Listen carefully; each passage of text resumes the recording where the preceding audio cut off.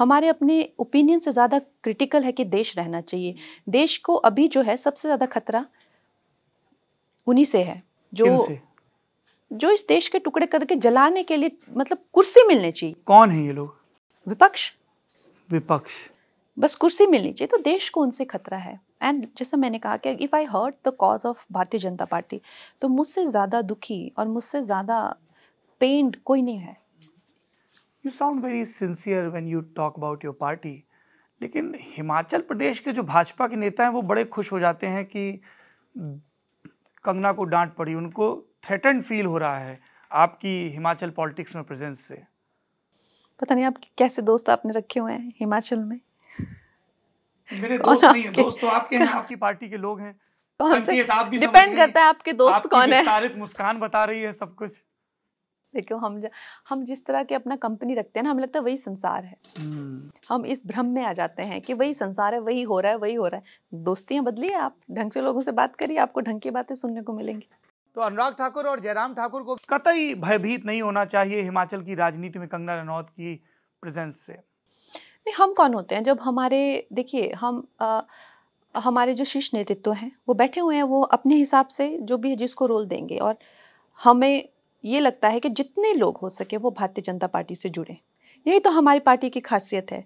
अगर हम भी एक दूसरे से किसी तरह का बैर और द्वेष करने लग जाएंगे कि ये मेरे पापा की है, ये मेरी दादी की है, ये मेरे, तो हम में और उनमें फिर फ़र्क ही क्या रह गया। हम तो सबको कहते हैं कि आइए और भारतीय जनता पार्टी से जुड़िए, द मोर द मैरियर।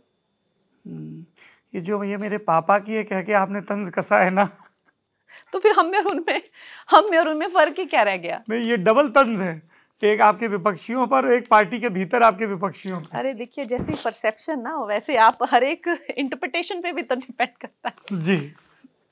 वापस हम लोग इमरजेंसी पर आते हैं। How difficult it is Kangana कि आप एक्ट भी कर रही हैं, लीड रोल भी कर रही हैं एंड डायरेक्ट भी कर रही हैं। So how does it work? Shot दिया फिर जाके मॉनिटर पे देखा? नहीं, it works in a very nice rhythm.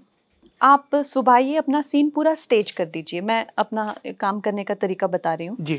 फिर आप अपने प्रोस्थेटिक के लिए चले जाइए। और मेरा अच्छा खासा टाइम लगता था प्रोस्थेटिक के लिए। मैं पूरे एक्टर से जो है रिहर्सल करके पूरा लाइटिंग फिर अपनी होती थी। उसके बाद तो फिर टेक्निकली है, छोटे छोटे हिस्से आपको करते जाने हैं, फिर शूट करते जाने हैं छोटे छोटे हिस्से।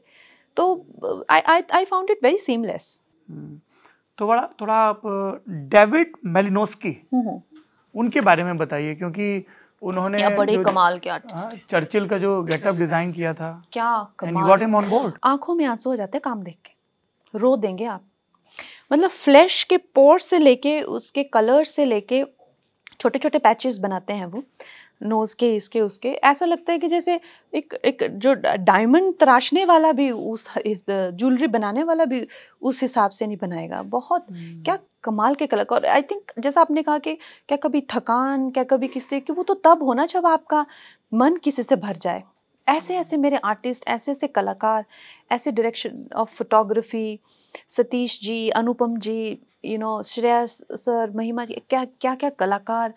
हर मैंने बेस्ट टू बेस्ट डिपार्टमेंट लिया, तो उनके साथ काम करके ऐसा लगता है ये ज़िंदगी छोटी पड़ जाएगी। इतने अच्छे अच्छे कलाकार हैं और इतनी अच्छी कहानियां हैं बताने के लिए, कभी कभी तो लगता है ज़िंदगी छोटी हो जाएगी। हाँ, बहुत मज़ा आता है।